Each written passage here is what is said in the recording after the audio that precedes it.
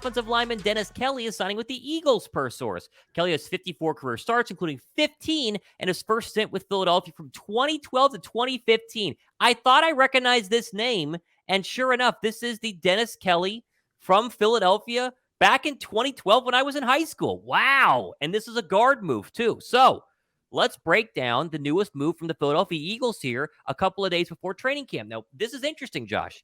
This tells me they want a little more depth in that guard spot. Now, that doesn't mean that Juergens is bad. It doesn't mean that Tyler Steen is not good, but it does mean Howie Roseman saw a hole or a need and said, hey, let's go get a guy in Dennis Kelly. They make the move just a couple of days before the Eagles report to the NovaCare complex. Very, very interesting move here.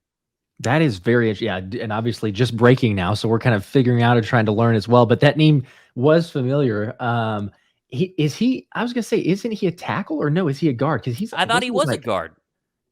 I'm trying to look it up here. It's been a while. I thought he was maybe a tackle, but I could be wrong because I'm literally trying to go back and check here. Okay, it says he's 6'8".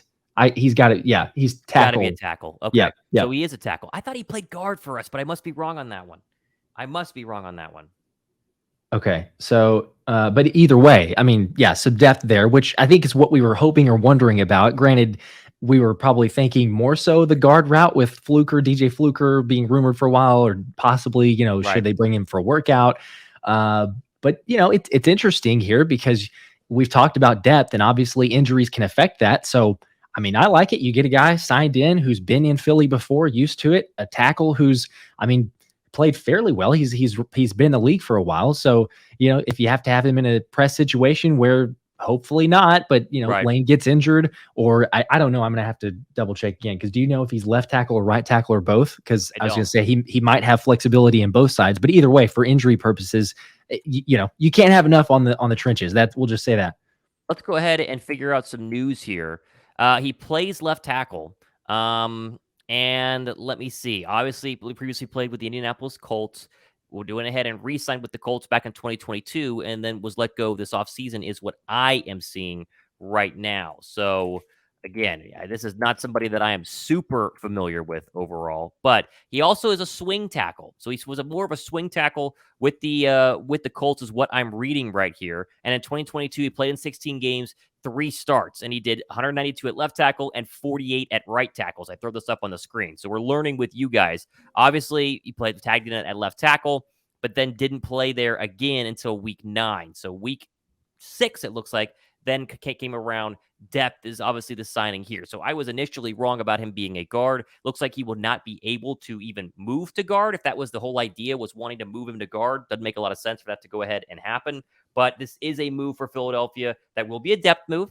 He will be competing for a roster spot. Doesn't guarantee the fact that the Eagles are going to, keep him in there, and he's going to for sure be the guy, and he's going to be the backup to Jordan Mailata or Lane Johnson. But Philadelphia goes out and gets some security for this offensive line, which obviously is something that you always want to do, Josh, just in case the worst were to happen and you have a scenario where you need the backups to come in and not let Jalen Hurts get absolutely obliterated. I'm all for it. I love it. I have looked it up on PFF right now, but it looks like last season he played 240 total snaps and 0 sacks allowed. So it looks like, average-ish grades, not great, but again, for someone who's a backup there, didn't allow sacks, is comfortable playing in left tackle and right tackle positions. You got a guy who can play both. That's always a really good thing. I love it. Plus, you put anybody with stout, they're automatically going to be better. So I love it. I think it's a great move right before camp, because if you see, Howie and the rest of the team are looking at saying, okay, hey, is there another spot that we can solidify? Let's add some depth, maybe some competition too as we go into this thing. And obviously you win in the trenches there. So they say, yeah, let's make a move. Let's bring this guy in. Let's see what he does in camp and, see if he makes the roster there or who that ends up being. So I'm definitely in favor of it. Makes a ton of sense. It makes a ton of sense for Philadelphia. They will maybe not be done. Now, do you remember this? Was it Jacob Media had a tweet? Talk about that for a second. A couple days ago where they said one more move is coming. We thought it was Ringo. It turns out it's this. That is interesting. I wonder, because people were saying at first, like, is it speculation? Is it a legit report? So now, it seems like it is. They're saying, I feel like there's one move. Now it sounded initially like it was saying like it's a big move. I don't know that I would classify this as a big move, no, I wouldn't but either. It's still, it's an acquisition nonetheless. So right before camp there, I like it. Who hopefully won't be replaced. I was gonna say, while you were looking that up, he also in 2021, he played 305 snaps, and basically all that was at right tackle. So it's interesting. He Interesting. played more left tackle last year, but then 2021 more at right tackle. But out of those 305, only one sack allowed. So I mean, again, that's not too bad, especially you're signing him as a potential for a backup there. I think you could be good.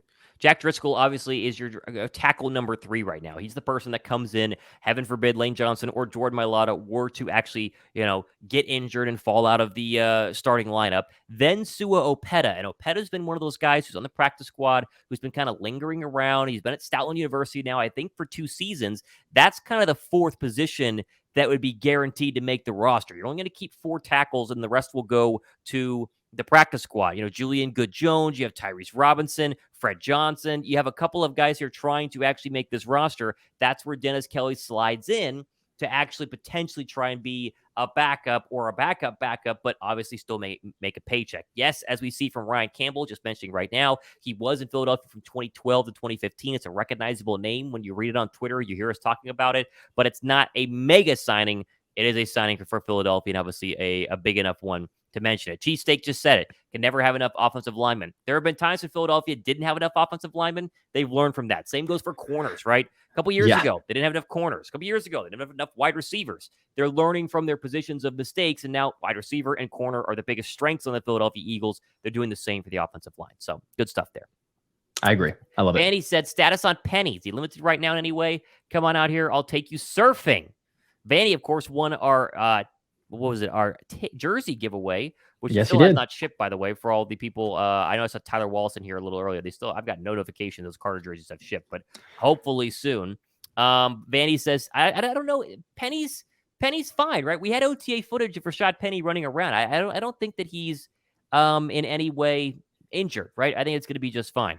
Yeah, I think he's fine. I mean, haven't heard anything, videos, Right. nothing that says he won't be. But I guess let's be honest, he wasn't hyped up as much as I don't know if hype's really even the right word, but there was a lot more videos of Kenny G and definitely Swift because of the acquisition and all that.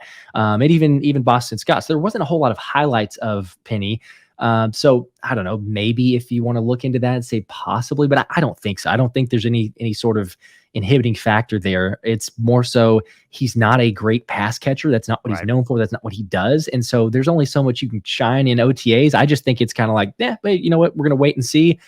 Teams will get a dose of him in preseason and then hopefully the regular season, because as far as just the pure running game, pure rushing attack,